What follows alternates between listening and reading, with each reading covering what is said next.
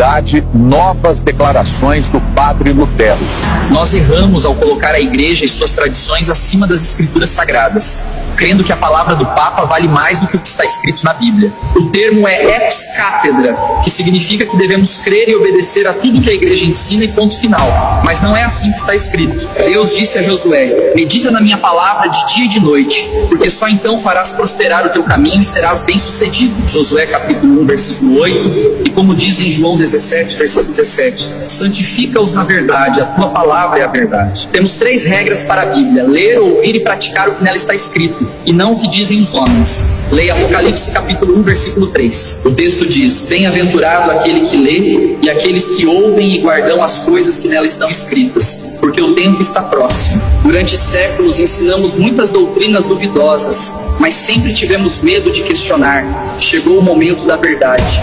Em Mateus 15, versículo 9 diz: mas em vão me adoram, ensinando doutrinas que são preceitos de homens. Em muitas coisas andamos na contramão das escrituras. Em 1959 chegamos ao ponto de proibir a leitura da Bíblia. Veja o alerta de Atos capítulo 5, versículo 29, que diz: mas importa obedecer a Deus do que aos homens. Seja como os irmãos de Bereia, que consultavam a Bíblia para comprovar o que Paulo ensinava. Atos 17, do 11 ao 12. Mas aí entra um grande problema teológico. Usamos a Bíblia Vulgata como referência de nossa fé católica, e ela tem 7 livros a mais. Esses livros deuterocanônicos são livros apócrifos. São eles: Tobias, Judite, Sabedoria, Eclesiástico, Baruque, 1ª e 2ª Macabeus. Livros apócrifos são livros que não foram reconhecidos como inspirados por Deus. Eles foram reprovados pelas comunidades cristãs da época,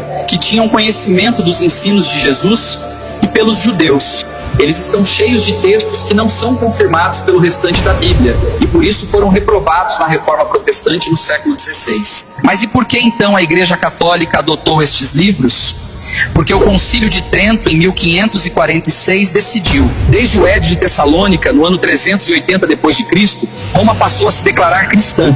Mas essa mudança trouxe uma mistura perigosa. Práticas pagãs se fundiram à nova fé, criando um sincretismo que marcou toda a história da igreja.